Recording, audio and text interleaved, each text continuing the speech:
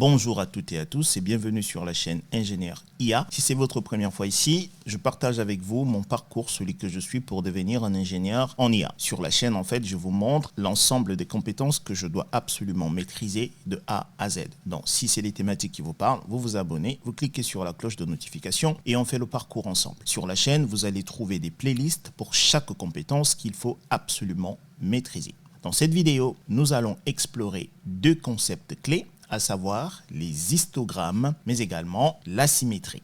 Ces outils sont indispensables pour comprendre les distributions de données dans de nombreux domaines, y compris le machine learning. Alors, nous allons commencer par définir. Donc, on va définition de l'histogramme. OK, donc c'est comme ceci, histogramme. OK.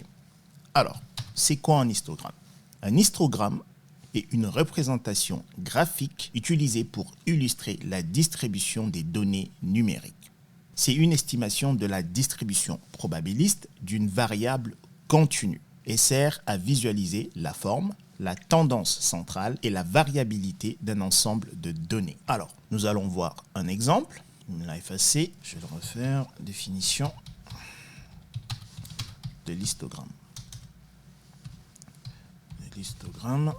OK, ça on l'a vu. Maintenant, on va voir un exemple. Pour cela, on va se mettre là. Exemple, on va supposer que on va avoir une liste d'âge. Donc, notre liste, on va avoir 11 ans, 12 ans, 14 ans, 18, 24, 26, 30, 32, 35, 36, 37, 40, 42, 46, 50. OK, on a cette liste-là. Du coup, notre objectif ici, c'est de tracer un histogramme, de construire un histogramme. Alors, comment est-ce qu'on va procéder? On va commencer par déterminer notre plage de données. Donc, la valeur minimale ici, c'est 11 et la valeur maximale ici, c'est 50. OK? Donc, ici, on va dire les âges varient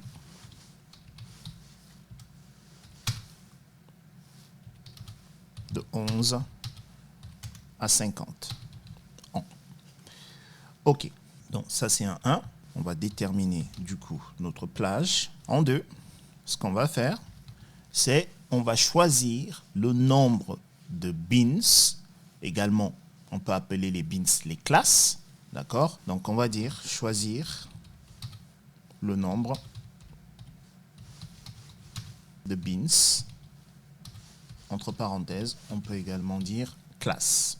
OK? Alors, donc ici, on choisit 10 bins. Par conséquent, chaque classe aura une largeur de 5 ans. Pourquoi 5? Simplement parce que on va faire 50, qui est la valeur maximale, divisé par le nombre de bins, à savoir 10, ce qui nous donne 5. OK? En 3, les classes sont divisées en classes de 5 en 5 ans, de 0 à 50. Chaque classe indiquera la fréquence des âges qui s'y trouvent. Par exemple, ici, on va faire ceci. Donc, on va dire répartition dans les classes. OK?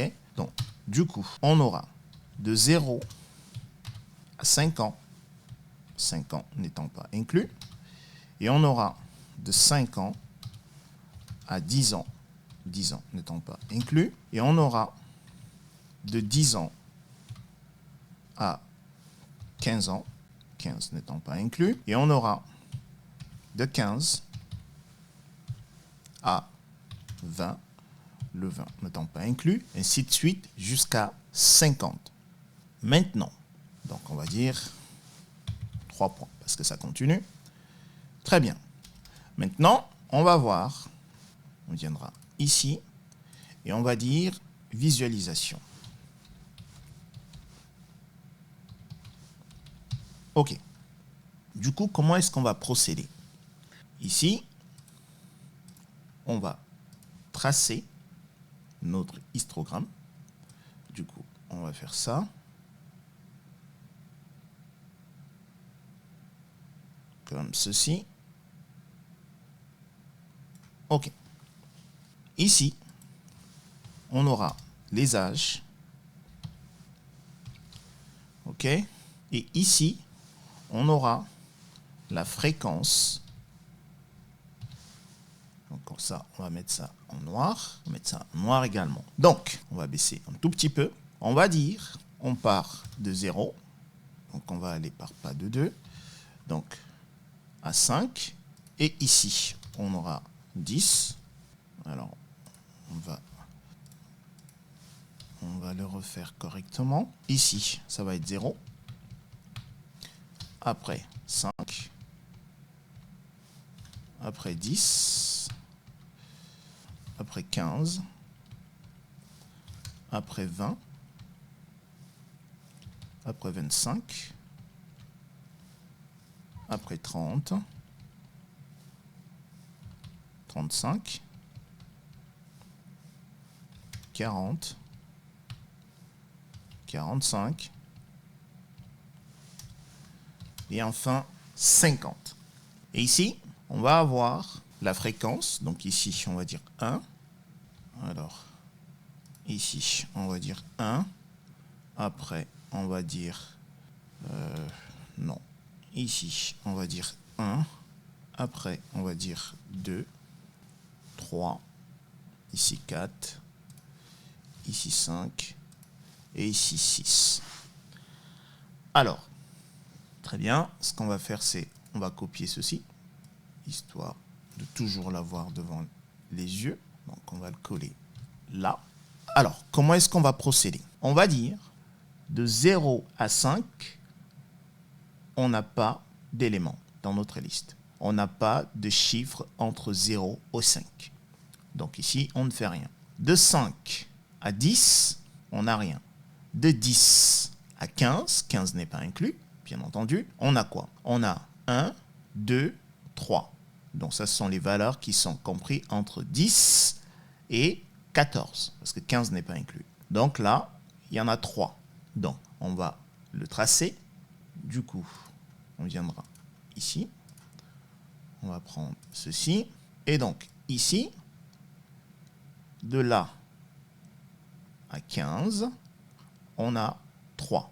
OK? Du coup, de 15 à 20, on n'a que 18. OK? Donc là, on va le tracer également. 15 à 20, on a 18. OK? De 20 à 25, on va avoir 24. OK? Donc, on va le tracer également.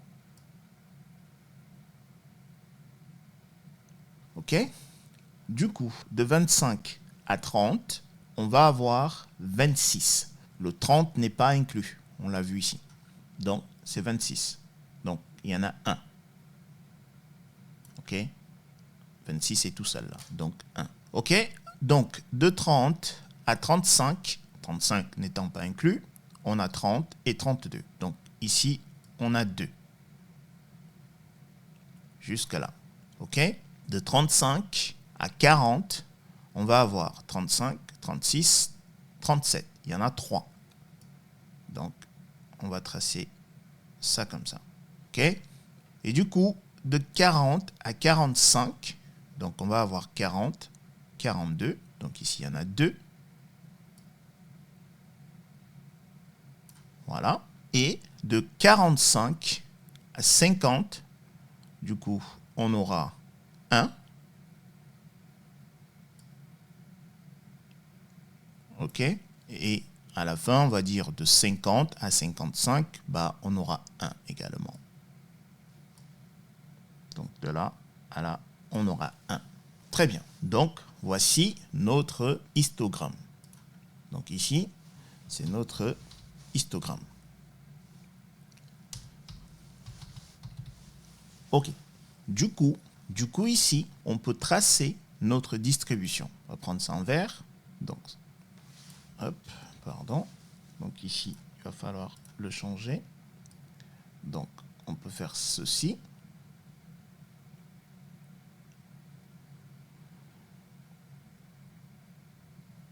OK, ça va ressembler à quelque chose comme ceci. Très bien. Maintenant, nous allons voir l'asymétrie. Donc ici, on va dire asymétrie. OK. La symétrie, ou en anglais skewness, est une mesure de la distribution par rapport à sa moyenne. Donc, on va baisser un tout petit peu. Une distribution peut être en 1 symétrique. OK? Lorsqu'on a une distribution symétrique, du coup, on va le faire. Lorsqu'on a une distribution symétrique, cela veut dire que la moyenne, la médiane et le mode ont un même point. Autrement dit, on peut avoir notre histogramme. D'accord? Donc, on va le tracer, notre histogramme. Donc là, on vient là, et on va le tracer. On va le faire comme ceci. Et du coup, notre histogramme, il ressemblera à quoi? Il va ressembler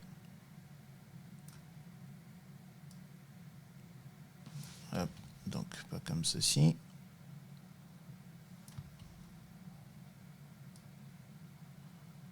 Donc, on va faire ceci. OK. OK. OK. Du coup, si on vient à tracer notre distribution, donc du coup, si on vient à tracer notre distribution, on aura quelque chose comme ceci. Et ici, comme je vous l'ai dit, ici, on aura quoi? Ici, on aura la moyenne qui est égale à la médiane qui est égale au mode. D'accord? Et ici, on a 50% des valeurs, mais également ici, on a 50% de nos valeurs. Très bien. Maintenant, on va voir un box plot. D'accord? Donc, ici, si on a un box plot, il va ressembler à quoi, notre box plot? Du coup, notre box plot,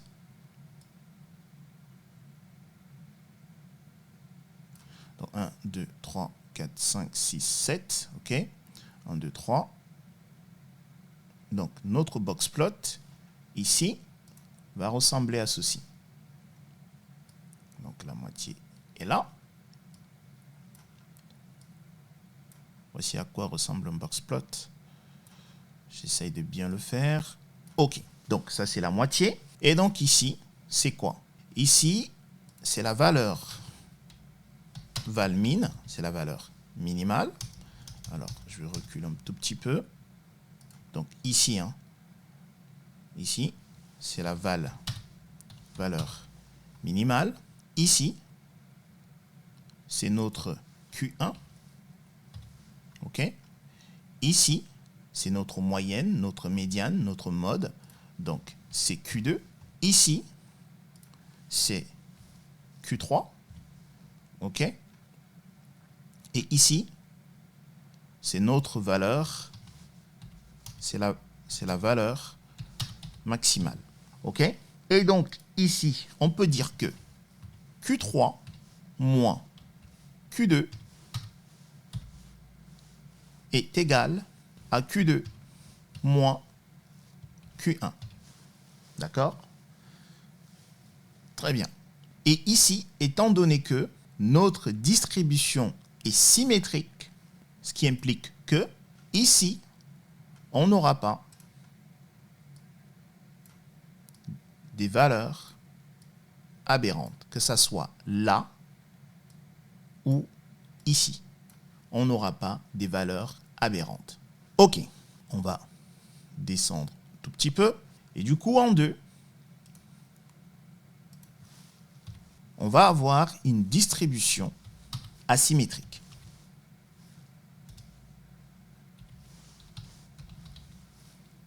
OK? Asymétrique, à droite, positive. Comme ceci. OK. Du coup, si on doit représenter cela, on va commencer par tracer notre histogramme.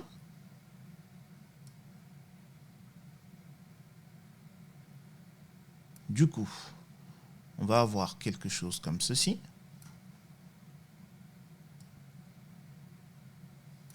OK. Donc là, je suis en train de tracer mon histogramme.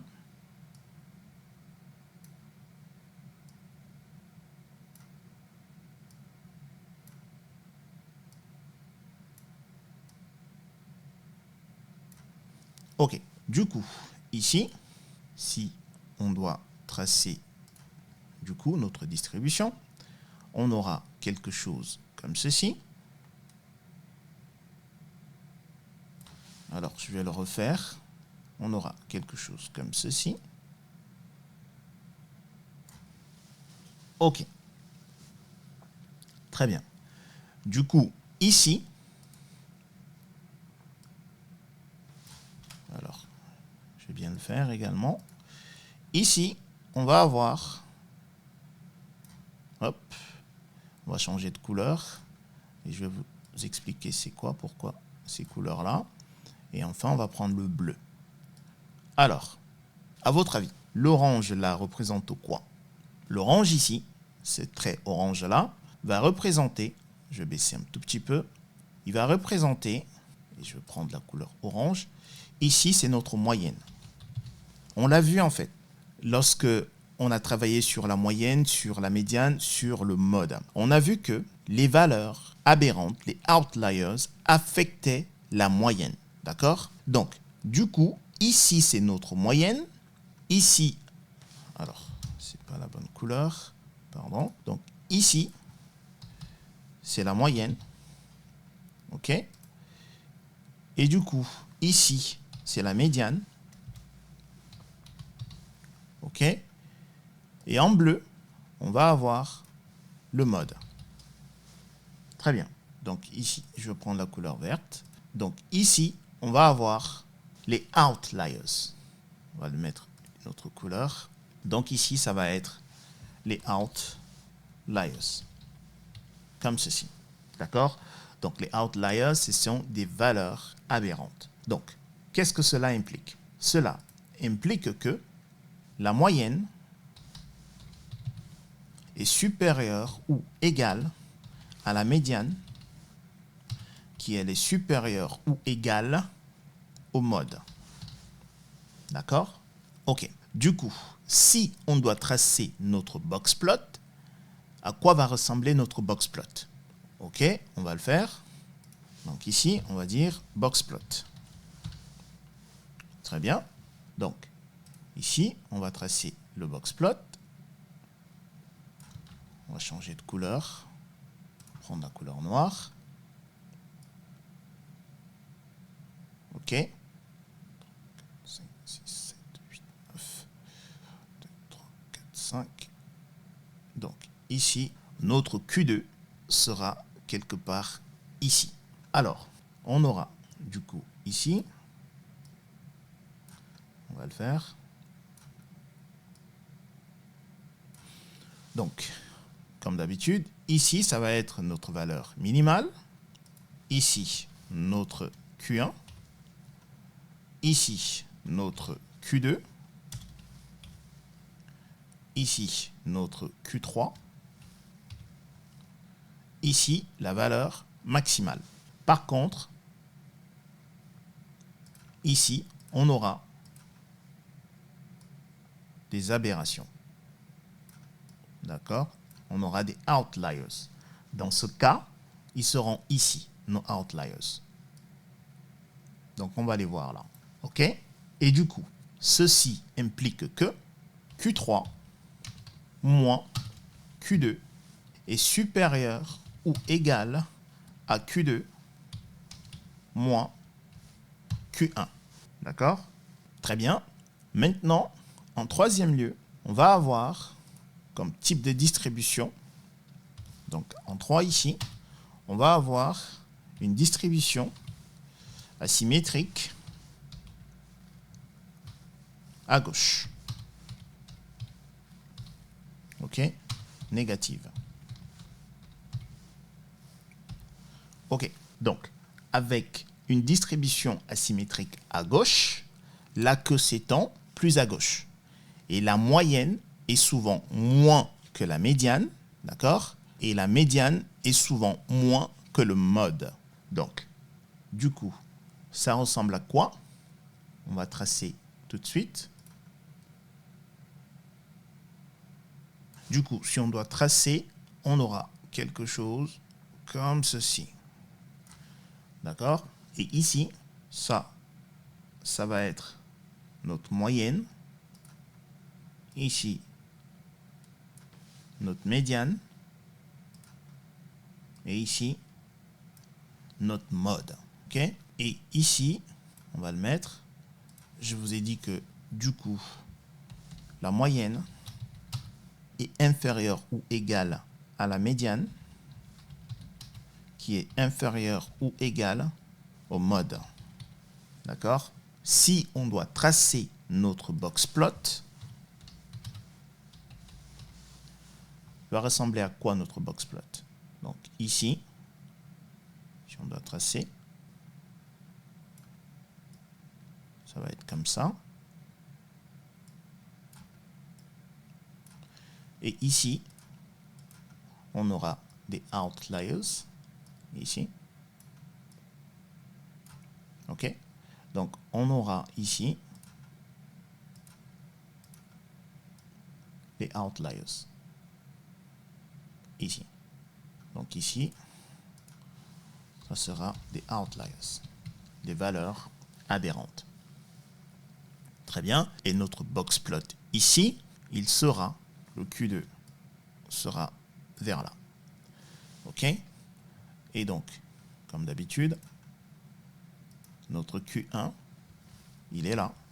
Le Q2, il est là.